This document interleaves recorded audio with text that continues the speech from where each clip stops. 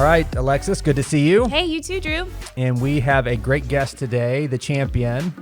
It's Natoya Champion, and she is a market manager in Oklahoma, but just recently promoted. Many of you may have seen her on social media, a couple of activities that we'll be able to talk about today, which will be fun. But she's just a great leader in her community, great leader within Walmart, with her family. We're going to have some really good discussions.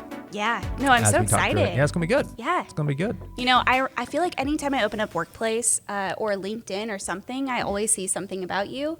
And so I was like, I'm so happy that she's going to be joining us today. And we're going to be talking about yellow here in just a bit. We didn't get the memo. Today is Tuesday. This is more yellow than... I don't have any yellow on. I should have wore some yellow. But we'll be able to talk about the significance of that. But thank you so much, Natoya, for coming in and joining us. Hey, I am super excited about being here. I've watched just about all of the episodes, so to be on the other side of it, this is it's extremely exciting. That's good. Be prepared to be amazed. This is an amazing hour of conversation with Alexis and I. No, it's good. We're just fortunate to have you. We know you have a ton going on, running a huge market. It's a big job, but taking the time to come and talk to us. But you're an amazing person. You've done a lot of things, and that's why you're here is for us to talk to you about it. So what we could do first is let's just jump in a little about you. Where did you grow up? How did you get connected to Walmart? All those things, and then we can go through some other things. Sure thing. So Mississippi is home. That's where I started. 21 years ago is actually when I started with Walmart. I went to store 875. It's in Ridgeland, Mississippi. And I went to the layaway counter. I was a single mom, still staying at home with my parents. I went and picked up a paper application, filled it out with a pencil because that's all I had. Yeah. And the next day I was hired. And so over the 21-year stretch with the company, I think I've been in 5 states now, currently Oklahoma, Louisiana, Mississippi, Tennessee, and Alabama. Had the privilege of running 4 Walmart stores. Montgomery, Alabama, Memphis, Tennessee, Newton, Mississippi, and Vicksburg, Mississippi. And I also had the opportunity to open the very first academy in Tennessee, in Paris, Tennessee. So I did that for about 3.5 years. So I've been in operations the majority of the time. Sure. Then I did the time in the academy. And I don't know, it's just something about when you're an operator and how it draws you back. So I went back to running a store. And then I had a super awesome leader that was a mentor for me, just really started tapping into my potential and said, you know, this is not it. You can do more. And me, I'm afraid. I'm like, how much more? Yeah. Which there was an opportunity for a developmental market manager. And I thought about it and I was like, you know, it wasn't a dream at first. It wasn't even something that I mentally thought that I could do or that I could handle. But having that leader believe in me and telling me, you know, hey, I've seen you work, I've seen you operate. This is a challenge that I know that you can take. So I went for it, did the developmental role, and now have the pleasure of running Market 344 out of Guthrie, Oklahoma. So that's awesome. That's amazing. It's amazing, 21 years. And you have, how many kids do you have now? 4. Were they born in different places throughout the country as you moved, or did you have them all in one? They actually, each one of them, so they range from age 7 to 23. My oldest child is 23. And everybody was born in Mississippi. Oh, really? Yes. Yeah, good for them. Yes, everyone. But they've moved around with you. But they've moved around. I tell you, the children and my husband, they have been such an awesome support system. Wherever I wanted to go in the U.S., they were there and ready to go. Oh, that's great. So exciting. That's so cool. Did you grow up in Mississippi as well? Like, is that you were born and raised there? Mm-hmm. Yep. Wow. I grew up in Madison, Mississippi. That's home. Good for you.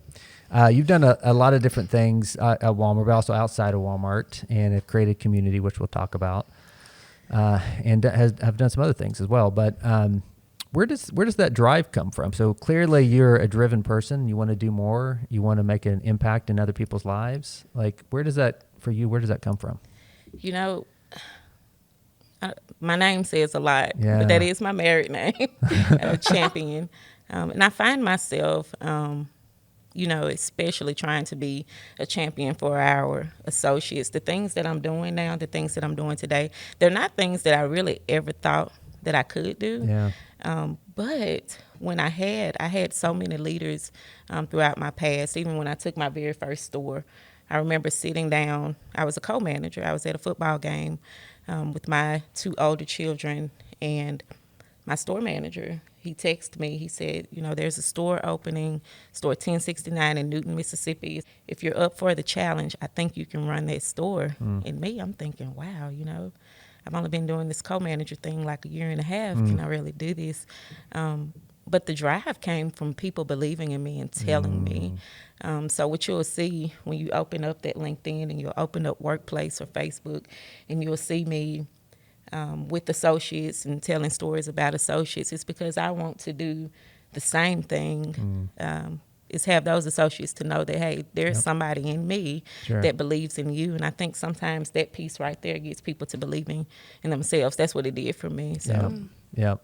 Isn't that incredible how impactful when leaders believe in you, but then also even family, like growing up, I had family that I was very, very fortunate, had a very supporting family, which helped a lot too, right? Help you believe in what you can and cannot do. And that inspires you, right? Yeah. Growing up, did you have anybody that kind of inspired you that you kind of try to map your life after? My dad was an awesome inspiration for me. I can remember my dad's a pastor. Anytime I would have like any type of challenge, the smallest of challenges, I remember I drove a 1994 Honda Accord. I didn't have very much money, but I could drive, ride around, and get to work and where I needed to be. And that Honda Accord, it would give me so many problems. But it was always my dad, and I would get frustrated. I'm like, I got to get to work. I can't be late. And there were some things that he even told me and taught me about my car and says, hey, you need to make sure that you always do this, and, you'll be just fine. Any type of challenge or opportunity that I can think of that I had, he was always just there, whispering to me and telling me, hey, keep going, you can do this. It was so exciting. They live in Gluckstadt, Mississippi, which is right by Madison. So he went to the store in Madison, and I guess back in August we did the Pepsi Everyday Hero, and my picture was on one of the standees in the store. And it touched my heart. Dad sent me a picture of it, and he said, I'm so proud of you. My daughter is floating around in the Walmart stores because he saw me there in another store in Flowood. So Dad has always been they have to be so proud of you. Huge inspiration. Yeah. Wow. That's awesome. That's great. So yellow, tell us, what's the significance of yellow? Yes. So the Yellow Tuesday, when I think we all can agree the last 18, 20 months, have been challenging. And the most challenging part is just figuring it out day to day when things change, when we have to do things different. And we started a senior shopping hour. I think we got the communication one Monday that, hey, this is starting tomorrow. We've got to be ready. And I can remember I was running a store in Memphis, Tennessee, and it was pretty challenging getting through the pandemic. Our schools were closed. We had all of the civil unrest going on, and we'd had to make a lot of adjustments. And one thing, we had to be change agents a lot during COVID. And those associates, their resiliency was there. They were tired, though, and I could tell. And so when I had to make that announcement that we were going to open at 6 and, share it with them that the product would be available for, our senior customers, and as Walmart being in a community, we want to be there for them. Well, I told them, I said, but it's going to be great. We're going to have a great day. And here's what I'm going to do. I'm going to wear yellow, and yellow represents optimism, and it represents positivity.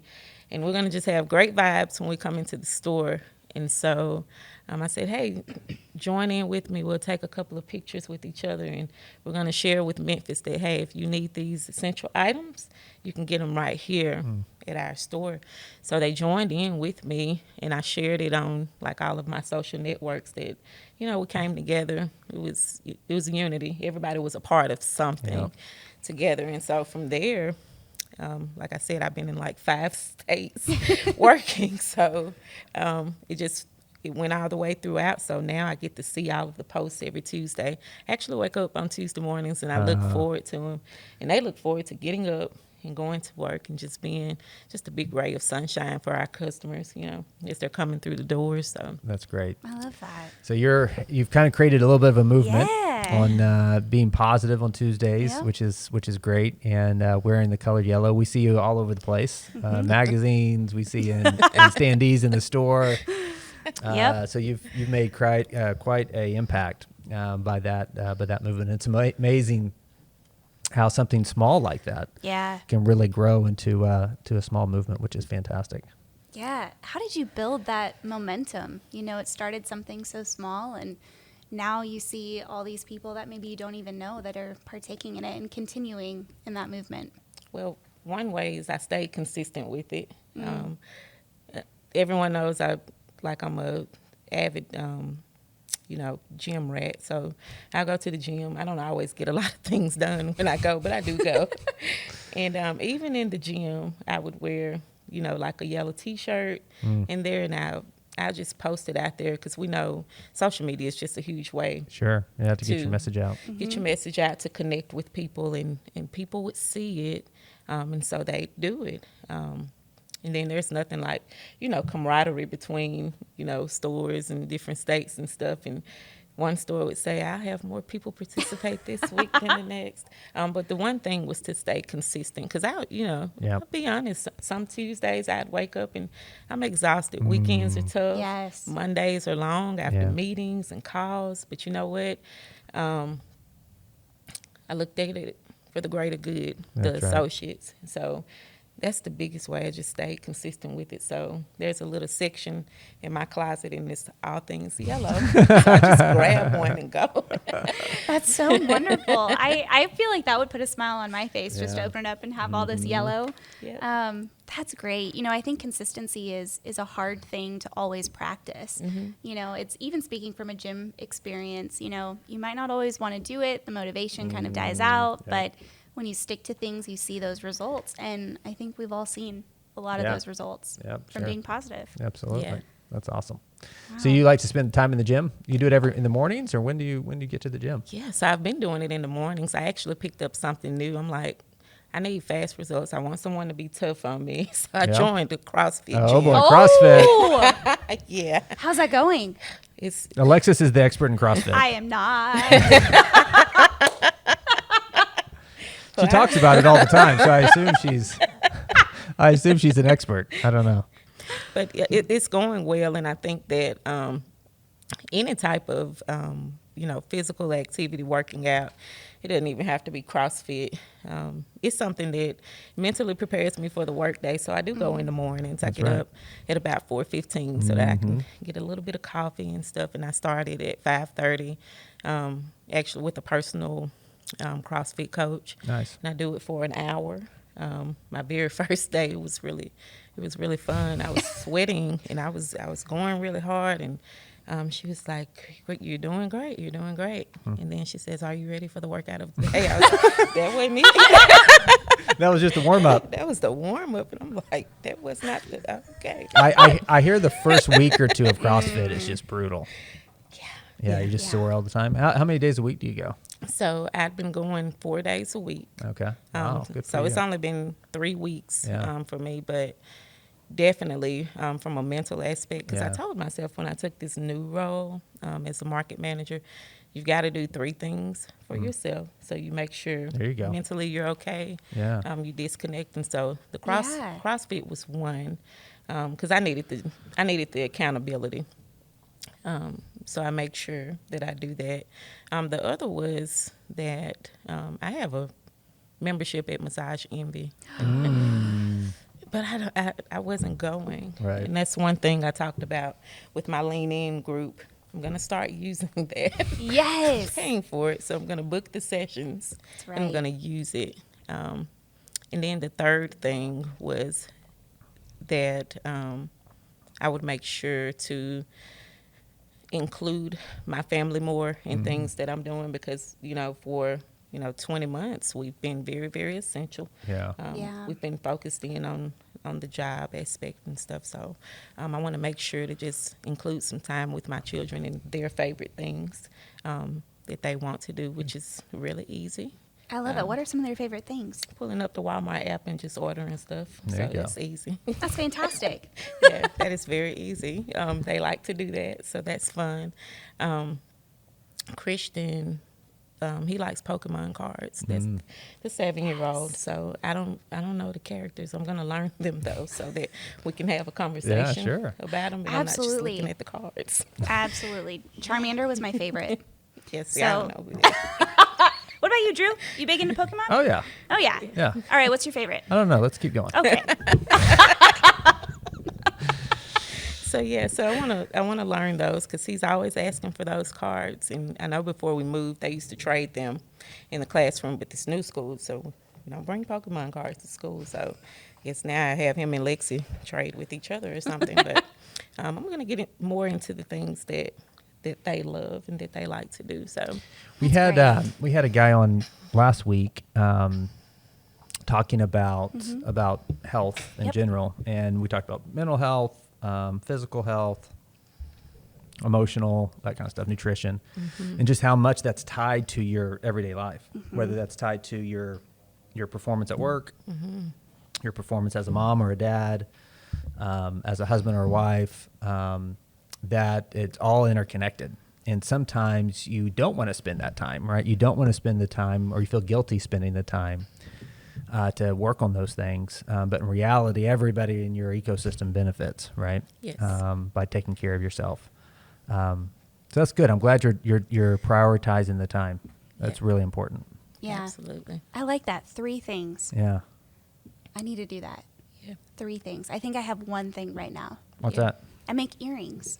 Oh, yeah. Yeah. Yeah. Are you wearing them right now? I am wearing one of them. Yeah. No, I'm not. I lied. No. Cut that out. Dave, cut it out. No, You thought you were. I thought I was. I tried some on to see what would go with the dinosaur, and none of them did. So Oh, is that a dinosaur you it's have a, on? it's a I dinosaur. didn't notice. See a little I thought it was just random shapes. Okay. that too. That make a dinosaur. I like it. I like it. Are Yeah. you still doing CrossFit? I've never started CrossFit. What I saw made my me- husband do one, and I said, not for I me. thought you did CrossFit. Definitely not. Oh, I'm No. sorry. That's okay. Listen, if you think I did CrossFit, that's great. Yeah, I'll just keep going with that. Okay, yeah. We'll just that's assume perfect. you did. No, CrossFit that's intense. It's the real deal. Yeah, Yeah. yeah. They do double unders. Yeah. Yeah, I can remember Regular jump roping is a lot for me. Yeah, So yeah. Totally. the first day I saw this box, and it was a lot of boxes. And then I was like, I wonder what they do with those boxes. oh, like the boxes that are Yeah. like There you- oh. You don't sit on them. No, you Sadly, don't. no. You do not.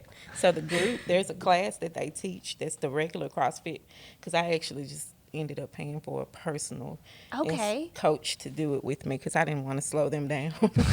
so That's very kind of you. Yeah, so one guy, they're jumping on these boxes. I'm like, I'll never do that. I don't care how long that I'm trying with her. I'm never going to do that. Well, I was jumping on the box in 3 days. I was There about to you go. say. Yeah. Yep. Yeah. Yep. The CrossFit community, too, I don't know, it's kind of like working at Walmart. There's so much support. Yeah. And I can remember the one guy walking through while I was training, and I forget what I was doing, but he says, I remember not too long ago I was doing that, and he was the one that jumped on the box. Really? Yeah. And he was like, you're going to get through it. I was like, I like this. I'm going to stay in this environment because I'll grow from it. So it's I been love cool. that. Yeah, I actually just, got a chance today to listen in on that women's empowerment. Oh, were you on that call? I was. Okay. Yeah, she I took wa- a picture of you and sent it to me. Oh, really? Yeah, I was all nervous. I was like, look, he's on here, and then I'm going to see him later. But, yeah, listening to those 3 regionals on their talk, and, I'm going to be up front with you. I've started in this new role as a market manager, and every day I don't feel great. I'm like, wait a minute. Could I have done something different? Sure. Could I have done something more? Yeah, totally. So just listening to the 3 regional managers, and then listening to Heather and listening to those 3 regional managers say, by the way, these are some things that I dealt with. And I'm like, hey, they're just like me. you, right? They're just like me. So, so shout out to that panel that was on there. I felt a lot better listening to them and getting some notes from them, especially being in this new role. That's awesome. That's great. Yeah, it's sometimes when you look afar, you think people have it all together, right? And but the bottom line is, especially as people have progressed through things, right?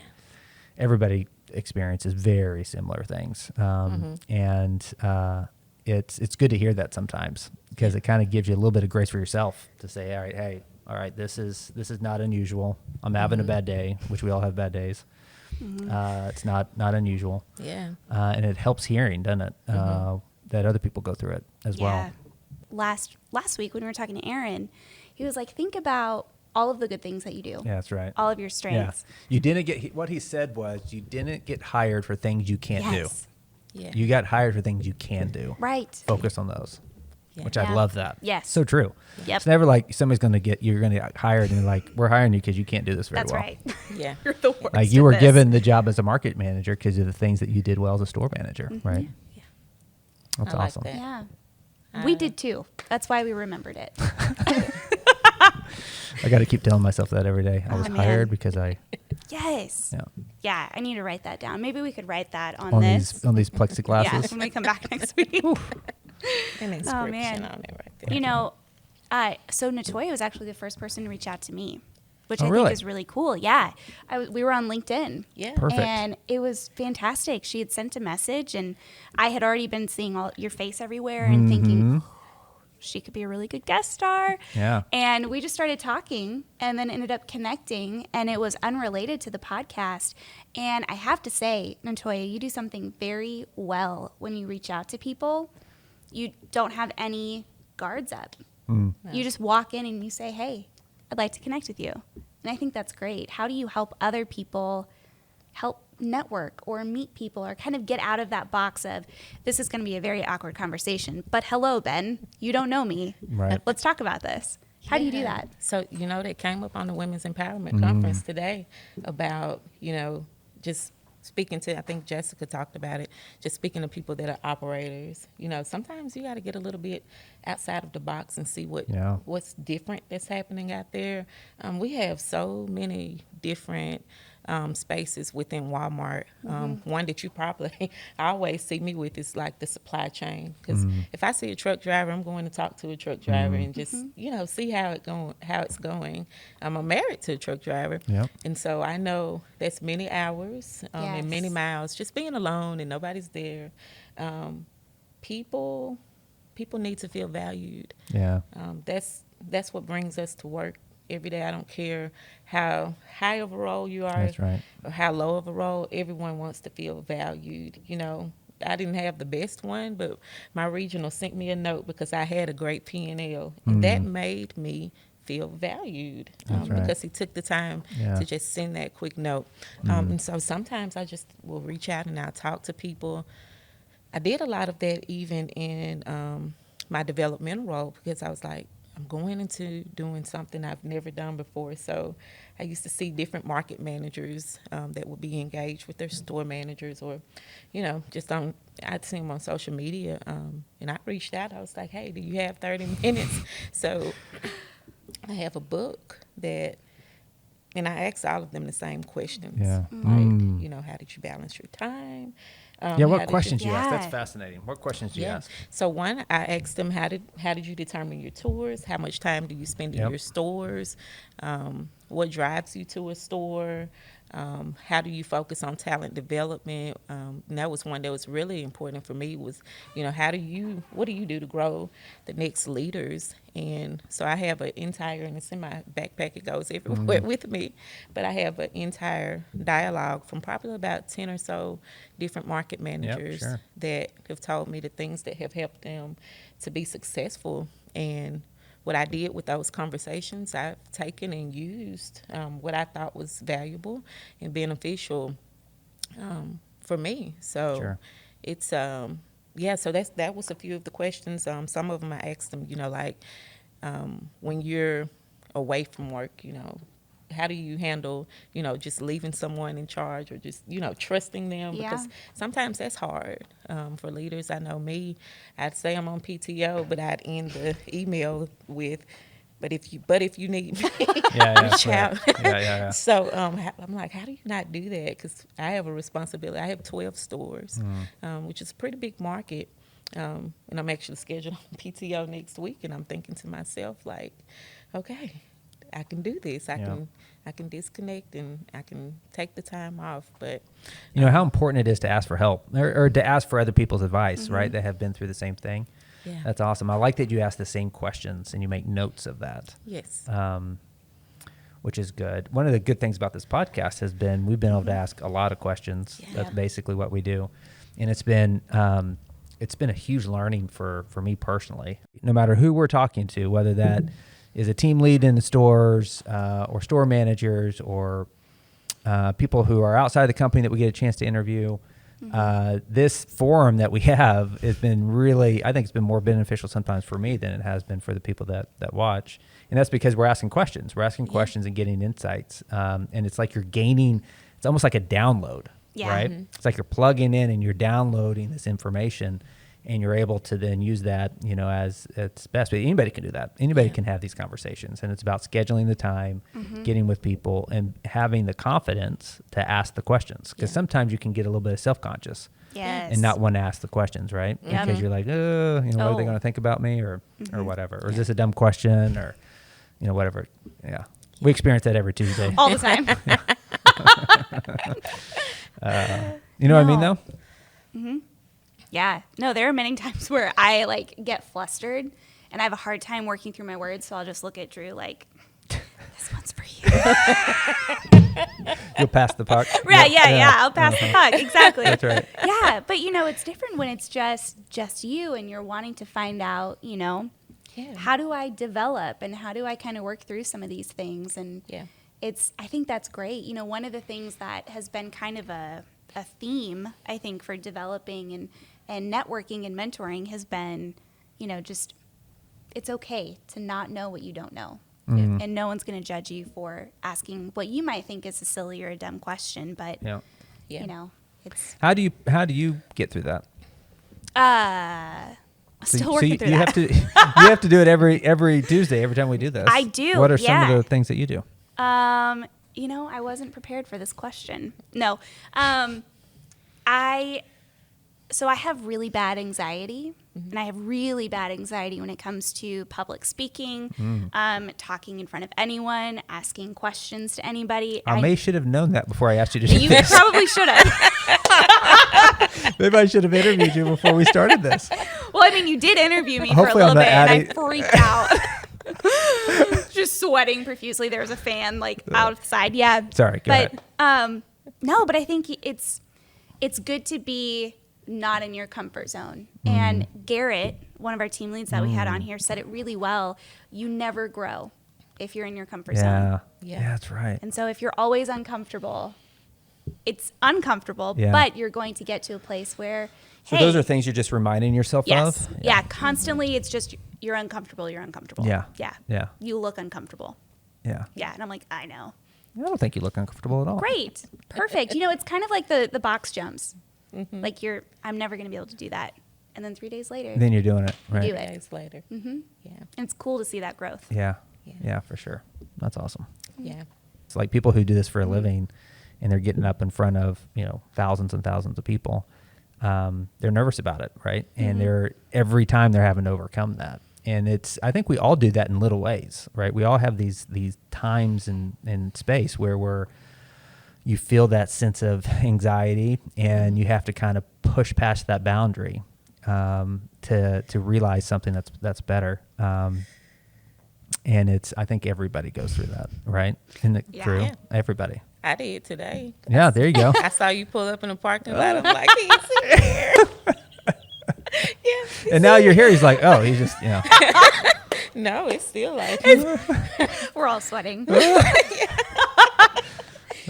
Something that I think is incredible as well, because we had another individual join us for a podcast episode, Kevin Gaines, who had written a book. I know Kevin. Okay, I was about to say. And you've written a book. I haven't Yes. brought that up. So you're an author as well. What book did you write? So the book is called So You Want to Be Successful. So You Want to Be Successful. Do you have a copy of it with you? I do. Let's get it. Yes. Yeah, go ahead and For grab free. it. We'll pause for just a second. We'll be right back.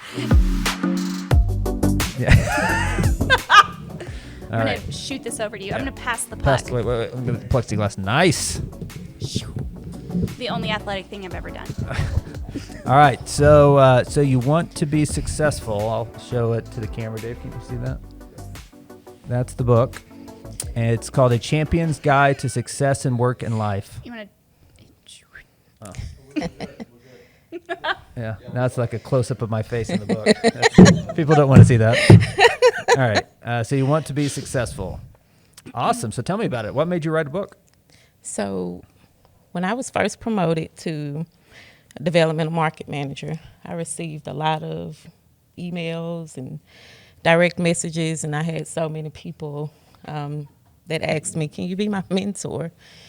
And mentorships, I take them very, very seriously. And you have to have time to yes. do that. And so I knew that in the space that I was in, going into a brand new role, I would be traveling a lot.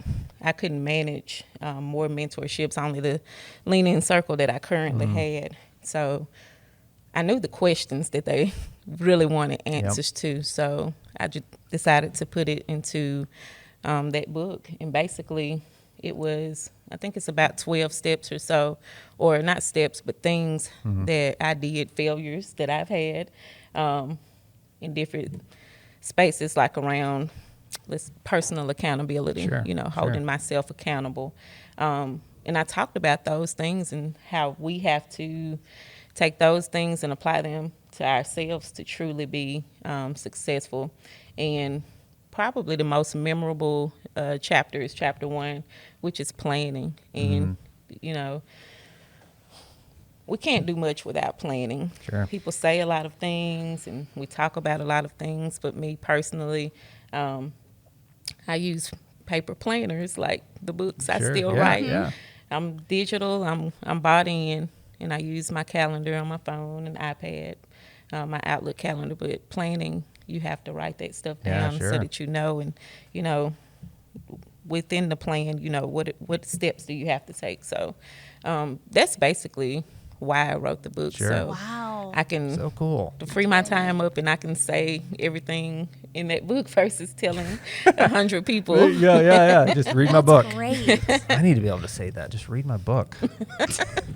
All right, and so Drew's going to write a book. This is the 12-foot table bowling alley that we have. Oh, no. We got to take that out, Dave. We got to leave that in. Because hers was perfect. It and was mine so went, good. Mine went 18 inches. I can't breathe. She will never forget that. Oh, never.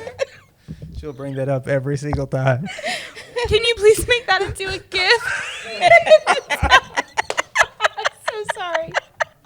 Oh my gosh. You've written a book. You're a market manager. Spent 20 years in the biggest company in the world. Have grown up from an hourly to now leading a huge business.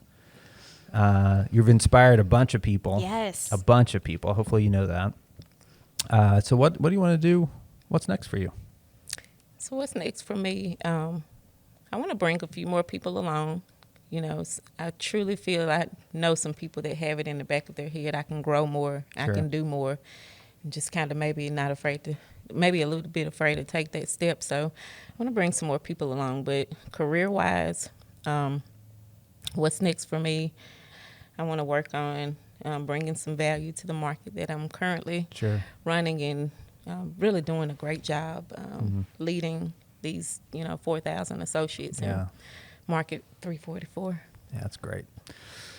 Yeah, those that may not be familiar with your role, but you already mentioned this 12 stores, 4,000 associates. It's a big P&L. So from a sales perspective, would be considered a large company just by itself. Yes. That you get an opportunity to lead, and what a great experience. First of all, thank you for all that you've done. It's really been inspiring, and I mean that in a very authentic and true way. Seeing somebody we hear a lot of stories. Everybody has a Walmart story, and a lot of times it's based on opportunity, and it's based on hard work, and it's based on being willing to take on different responsibilities that others may not have been willing to, and you kind of advance through the company. And you have that story for sure, but you also have this story of inspiration and willing to invest in others. And I can tell that's what drives you. Yeah. What drives you is other people. It's not necessarily yourself. And so thank you for that. Thank you for that from a company perspective, but also just from a community perspective, and what you've done is really impressive. There might be some people that are listening that maybe are early on in their careers. They may want to be the next Natoya. They may want to be the next market manager or regional, or to do more with their career, or be an author. And write for others. And write for others, that's right. Yeah. They may want to do that too, right? What kind of encouragement would you give them? If they're just now starting out, what kind of encouragement would you give them? One, I would say, if you have a dream, continue to work on your dream every day. Don't give yourself some grace, but if you fail, just realize and understand that that's not it. That's not the end. Failure is a part of being successful. And what you're looking for, what you're looking to do in your career, that's your idea of success. Keep going. Don't be afraid to ask the questions. Don't be complacent. Those hard things that people don't want to do those things. And that will definitely help to advance you. And ask the questions. Yeah. There's not a stranger that I think that I have ever walked into. I probably would talk to my shadow if it would talk back. And that's only because there are so many other people out there that have been where I want to go or where I'm going. Yeah. So it's okay to get that perspective from those people. So never give up. Keep going. Yeah, it's so good. And I was just flipping through your book as we were sitting here, but it's not a magic wand. Success is not a magic wand. No. There's kind of these proven things and part of it is overcoming adversity, because we all face it. We all have these setbacks. And it seems to be the ones that can take a setback and say, hey, I'm going to learn from it, but I'm going to keep moving forward. Those are the ones that eventually write a book, right? Which is so cool. So cool. Well, thank you for all that you're doing. You're clearly making a difference. Like I said, not only in the company, but outside the company as well. You're doing great things. And I just appreciate the time today. Thank you. I Likewise. appreciate being here. Safe travels back. Thank you. All right. See ya.